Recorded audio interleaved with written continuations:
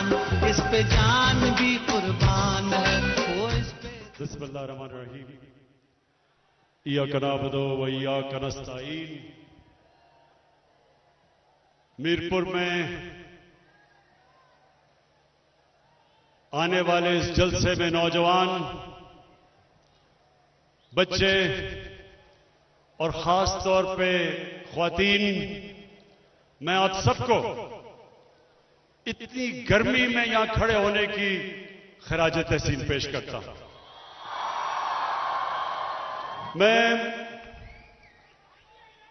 मैं नौजवानों थोड़ी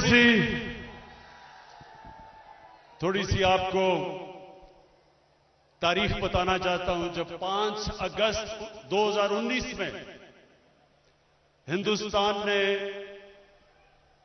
फैसला किया कि कश्मीरियों की स्टेटहुड लेने का, जब उन्होंने यह फैसला किया तो मैं बड़ा हैरान हुआ कि क्या इनको कोई फिक्र नहीं थी कि पाकिस्तान क्या करेगा। और मुझे तब ये मेरे ज़हन में आया कि ये समझ रहे थे कि पाकिस्तान तो चुप करके, जिस तरह पहले था जब कश्मीर में पैलेट गन्स इस्तेमाल करके नौजवानों को अंधा किया जाता था, जब उनको एक्स्ट्रा जुडिशियल किलिंग यानी पुलिस मुकाबले में मार दिया जाता था नौजवानों को, तो कोई भी बोलता नहीं था पाकिस्तान से। बल्कि एक हमारी फॉरेन सेक्रेटरी की स्टेटमेंट है कि नवाज शरीफ का हुक्म था कि कोई हिंदुस्तान की तनकीद नहीं की जाएगी। जब वो हिंदुस्तान गया नवाज शरीफ, तो हुर्रियत के लीडर से इसलिए नहीं मिला कि नरेंद्र मोदी नाराज ना हो जाए। तो नरेंद्र मोदी गलतफहमी में था। वो समझ रहा था कि अभी भी जिस तरह नवाज शरीफ के दौर में पाकिस्तान चुप करके, हिंदुस्तान से डर के कुछ बोलता नहीं था, तो इस तरह भी 5 अगस्त को चुप करके पाकिस्तान हजम कर जाएगा। लेकिन मेरे मीरपुर के शहरियों, उसको गलतफहमी इसलिए हो गई, वो ये समझ रहा था कि जो भी पाकिस्तान का लीडर आएगा वो पहले अपनी कुर्सी का सोचेगा, अपनी जायदाद का सोचेगा, अपनी बिजनेस का सोचेगा, अपने बैंक बैलेंसेस का सोचेगा जो मुल्क से बाहर पड़े हैं, अपनी मनी लॉन्ड्रिंग का सोचेगा। इसलिए वो चुप करके बैठ जाएगा। लेकिन अल्लाह का शुक्र है कि मैं एक आजाद इंसान हूं, और नौजवानों, ला इलाहा इल्लल्लाह एक इंसान को आजाद कर देता है। जब आप कहते हैं कि अल्लाह तेरे सिवा किसी के सामने मैं नहीं झुकूंगा, इंसान की जंजीरें टूट जाती हैं, आजाद हो जाता है, हर खौफ से आजाद हो जाता है।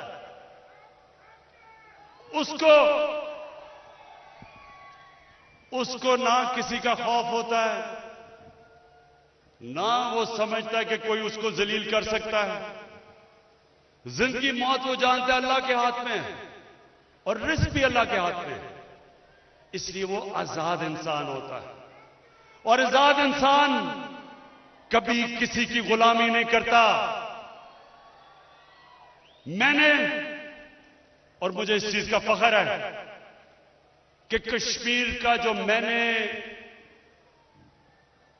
केस सारी दुनिया में उठाया, 50 साल के बाद कश्मीर का नाम यूनाइटेड नेशन सिक्योरिटी काउंसिल ने लिया।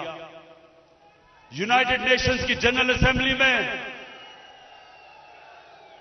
कश्मीर का नाम इसलिए नहीं लिया कि मुझे कोई वोट चाहिए थी। कश्मीर का इसलिए नाम लिया कि मैं बचपन से समझता था कि कश्मीर के लोगों में जो जज्बा और जुनून, जिस तरह वो अपनी मुसलसल जद्दोजहद में रहे, कभी उन्होंने हार नहीं मानी। कत्लेआम हुई कश्मीर में, 1 लाख कश्मीरी शहीद हो चुका है, लेकिन वो हार नहीं माने। बचपन से मैंने फैसला किया था कि अल्लाह जब भी तूने मुझे मौका दिया, मैं कश्मीर का केस सारी दुनिया में लड़ूंगा। और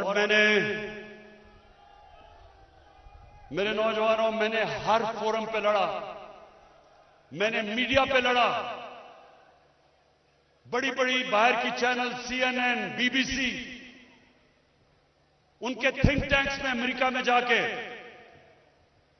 एशिया सोसाइटी, मैंने हर जगह पे जाके कश्मीर की आवाज बुलंद की और दुनिया को बताया कि ये जो RSS, हिंदुस्तान में जो RSS की गवर्नमेंट है,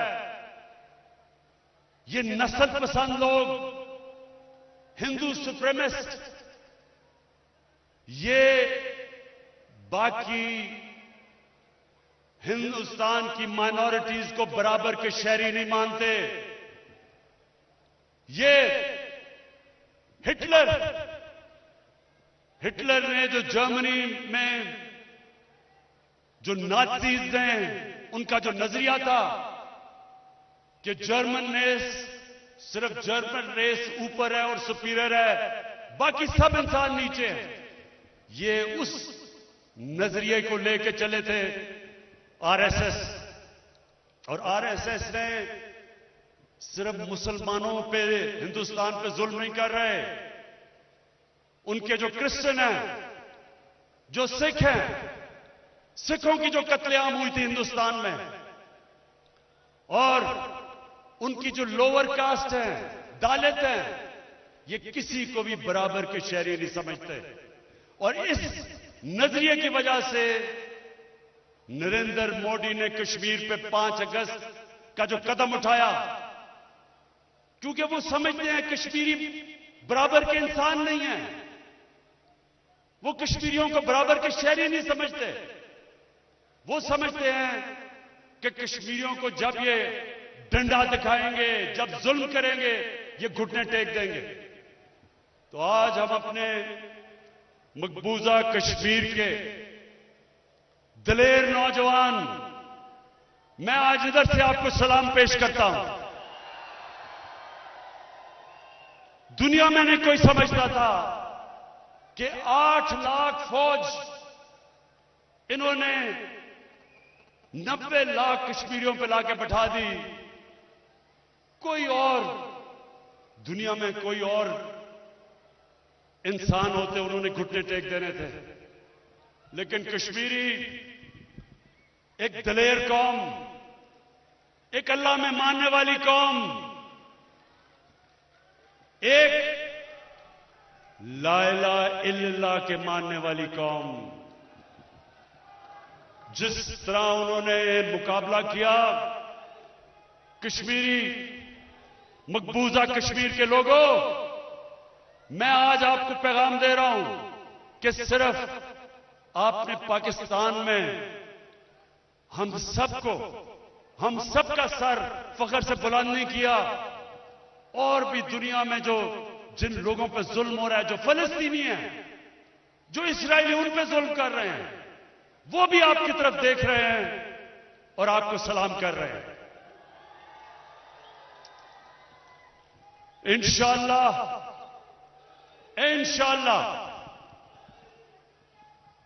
हमारा अल्लाह में ईमान है। अल्लाह कहता है कि कुरान में कि हर मुश्किल के बाद मैं आसानी पैदा करता हूं। अल्लाह का वादा है ईमान वाले लोगों के लिए कि हर मुश्किल के बाद मैं आसानी पैदा करता हूं। यह खुशखबरी है कश्मीरियों आपके लिए, आपके सब्र के लिए। जिस तरह का आपने सब्र दिखाया, इंशाअल्लाह वो दिन दूर नहीं, क्योंकि हिंदुस्तान ने जो करना था आपसे कर लिया। अब सारी दुनिया देख रही है। ये जो कश्मीर की डेमोग्राफी बदलना चाहते हैं, बाहर से लोगों को आके कश्मीर में बसाने की कोशिश कर रहे हैं, मैं आज हिंदुस्तान को कहता हूं कि आप नाकाम हो जाएंगे। दुनिया देख रही है। जिनीवा कन्वेंशन के मुताबिक ये वॉर क्राइम है। एक ऑक्यूपाइड टेरिटरी के अंदर डेमोग्राफी बदलना, यानी पॉपुलेशन की, आपने अगर बाहर से हिंदू लाके बसाए और उसको बदलना, ये जिनीवा कन्वेंशन में वॉर क्राइम है। और इंशाअल्लाह हर फोरम पे पाकिस्तान ये इसको उठाएगा। और अब मीरपुर के लोगों, 25 जुलाई को मैं सिर्फ फिर से आपको एक चीज कहना चाहता हूं। मैं जिस जलसे में जाता हूं, मैं एक ही चीज कहता हूं, जो भी वोट डालने जाए 25 जुलाई को, वो एक सवाल पूछे वोटर से कि क्या जिस पार्टी के लिए आप वोट डाल रहे हैं उसका जो सरबराह है, क्या वो सादिक और अमीन है या वो चोर है? ये आपने इसलिए पूछना है कि जितना मर्जी ईमानदार कैंडिडेट भी हो, जितना मर्जी ईमानदार कैंडिडेट हो, जिस भी जमात में हो, लेकिन अगर उस जमात का सरबराह 2 नंबर हो, करप्ट हो, मनी लॉन्ड्रर हो, चोरी करके मुल्क का पैसा लंदन में ले गया हो, बड़े बड़े महलों में रहता हो चोरी के पैसे पे, जितना मर्जी ईमानदार वो कैंडिडेट हो, वो पार्टी होगी करप्ट, वो होगी 2 नंबर। क्योंकि जो सरबराह होता है वो होता है पार्टी के अंदर। और अगर तहरीक इंसाफ का कोई कैंडिडेट आप समझते हैं कि 2 नंबर है, हो सकता है कि तहरीक इंसाफ में भी हमने किसी 2 नंबर को टिकट दे दिया हो, मैं कह नहीं सकता, लेकिन मैं आपको यह यकीन दिलाता हूं कि कभी भी जो भी नीचे आ गया, अगर मैं खुद चोरी नहीं कर रहा और पैसे नहीं बना रहा, तो मैं उसको कैसे पैसे बनाने दूंगा? मैं उसको चोरी कैसे करने दूंगा? वो तो तब अगर मैं खुद चोरी कर रहा हूं तो मैं फिर आंखें बंद कर लेता हूं, नीचे भी सारे खाए, मैं भी खाता हूं, बल्कि चोट तो नहीं लगी किसी को, वहां नहीं लगी, माशाल्लाह कश्मीरी जान है, तकड़े हैं लोग। अच्छा, तो वो ऐसे है कि ये जो 2 बड़ी पार्टी 30 साल से इस मुल्क को नोच रही थी, इनके जो लीडर हैं ये करते क्या है? क्योंकि ये खुद पैसा बना रहे होते हैं, ये दूसरों को भी जो इनके नीचे हैं, पंजाबी का लफ्ज है कि उनको भी काना कर देते हैं,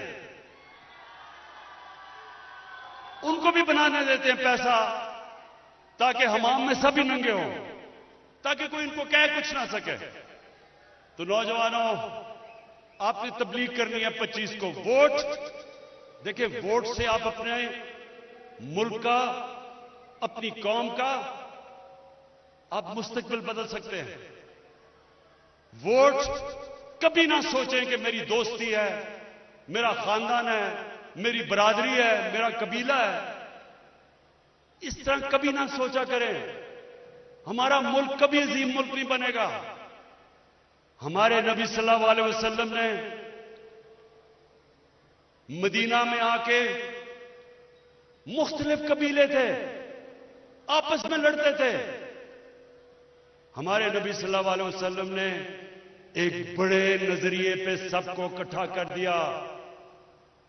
सारे कबीले वालों की आपस की लड़ाइयां कैसे खत्म की?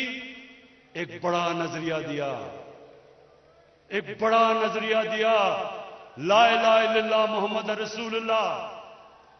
वही अरब थे जिनको पूछता कोई नहीं था, उन्होंने दुनिया की इमामत की, दुनिया की अजीम तरीन सिविलाइजेशन बन गई। कई सदियों तक दुनिया का सबसे बड़ी सुपर पावर बन गए। लेकिन पहले उनको इकट्ठा किया, उनके इख्तिलाफात खत्म किए, बड़ी सोच दी, बड़ी ख्वाब दी, बड़ा नजरिया दिया। तो 25 तारीख को इससे बालातर हो जाना, दोस्तियों से, खानदान से, रिश्तेदारियों से नजरिया बड़ा है।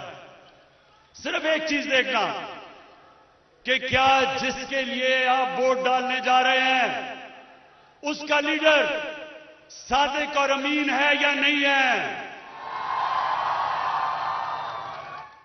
करप्ट लीडरों को अब वोट देंगे तो दुनिया में चले जाएं। आखिरी बात करने लगा हूं, ये आजमा लें। अच्छा ख्वातीन, वैसे मैं आपको दाद देता हूं, इस गर्मी में आप आई हैं, खराज तहसीन पेश करता हूं आपको। अपने मोबाइल फोन से सुन लें, आखिरी बात, अपने मोबाइल फोन से आप ये देखें कि कौन सी दुनिया में खुशहाल मुल्क है और कौन से वो मुल्क है जिन्हों में सबसे ज्यादा गुर्बत है। वसाइल की वजह से ना वो मुल्क आपको खुशहाल मिलेगा और ना गरीब मिलेगा। वसाइल की वजह से लोग ना अमीर होते ना गरीब नहीं होते। जिस मुल्क में कानून की हुक्मरानी होती है, इंसाफ होता है, जिसके सरबराह कानून के नीचे होते हैं, आप अपने मोबाइल फोन में देख लें, वो सारे मुल्क खुशहाल हैं। और दूसरी तरफ जिन मुल्कों में जितने मर्जी वसाइल हो, उसके बावजूद जिनके लीडर, जिनके प्राइम मिनिस्टर, जिनके प्रेसिडेंट वो भी वो करप्ट हो, मुल्क से पैसा बाहर भेजे, बड़े बड़े महल्लात हो बाहर, कानून से ऊपर हो, बेचारा गरीब आदमी जेल में और बड़े बड़े डाकू एनआरओ लेके बाहर फिरे, वो सारे मुल्क गरीब होते हैं। उन सारे मुल्कों में गुर्बत होती है। ये है जंग पाकिस्तान की, ये है जंग कश्मीर की। ये जंग ये है कि हमने ताकतवर डाकुओं को कानून के नीचे लेके आना है। हमने कानून की हुक्मरानी कायम करनी है। हमने आम आदमी को जुल्म से रिहा करना है। ताकतवर जो जालिम है, जुल्म का निजाम खत्म करना है। इसलिए हजरत अली रज़ी अल्लाह ताला ने कहा था कि कुफर का निजाम चल जाएगा, लेकिन जुल्म और नाइंसाफी का निजाम नहीं चल सकता। तो इसलिए 25 को जरूर पूछना कि ये जो बाहर बैठे हुए हैं, अगर इनको डर नहीं है, इन्होंने कोई गलत काम नहीं किया, मुल्क में तो आजाद अदालतें हैं, क्यों बाहर भागे हुए हो? इस मुल्क की अदालतें आज आजाद हैं। आज कोई डिक्टेशन नहीं लेती किसी गवर्नमेंट से। इनके ज्यादातर लोग तो इनकी अपनी हुकूमत में बाहर भाग गए थे। ये जो इसहाक डार और ये जो नवाज शरीफ के बेटे, ये तो पहले ही बाहर भाग गए थे। डर लग गया था कि इमरान खान आ रहा है, एनआरओ नहीं मिलेगा, पहली बार भाग गए। तो इनसे पूछे कि आप आज मुल्क से बाहर क्यों बैठे हैं? क्यों नहीं आके अदालतों के खड़े होते? क्यों नहीं अदालतों में आके अपनी सफाई पेश करते? मेरे ऊपर जब इन्होंने इंतकामी कार्रवाई की, मुझे सुप्रीम कोर्ट में लेके गए, मैं तो मुल्क से बाहर नहीं भागा, मैंने सुप्रीम कोर्ट में खड़े होके 8 महीने एक एक चीज का जवाब दिया।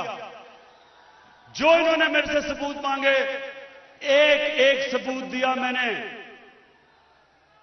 हालांकि मैं तो एक खिलाड़ी था, उसके बावजूद मैंने अदालत में सारे जवाब दिए। मैं बाहर इसलिए नहीं भागा क्योंकि मैंने चोरी नहीं की थी। ये बाहर इसलिए भागे हुए हैं कि 30 साल से मुल्क को लूट रहे थे। तो नौजवानों, मेरे मीरपुर और कश्मीर के लोगों, 25 तारीख को हमने फैसला करना है कि इंशाल्लाह बल्ले को वोट लगा के एक नया कश्मीर खड़ा करना है। इंशाल्लाह। पाकिस्तान जिंदाबाद।